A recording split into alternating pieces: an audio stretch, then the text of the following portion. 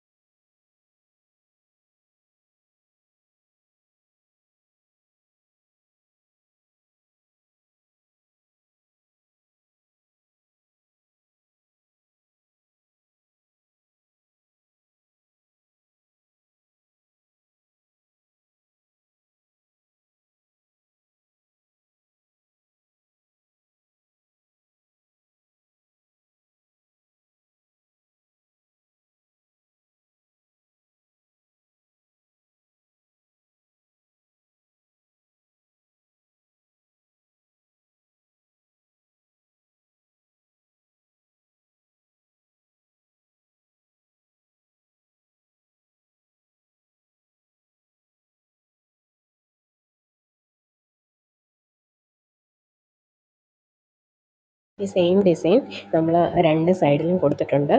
ഇത് എല്ലാവർക്കും ഇഷ്ടപ്പെട്ടാൽ ലൈക്ക് ചെയ്യാനും ഷെയർ ചെയ്യാനും സബ്സ്ക്രൈബ് ചെയ്യാനും മറക്കല്ലേ. എല്ലാവരും ഒന്ന് ട്രൈ ചെയ്ത് നോക്കണേ. Thank you so much.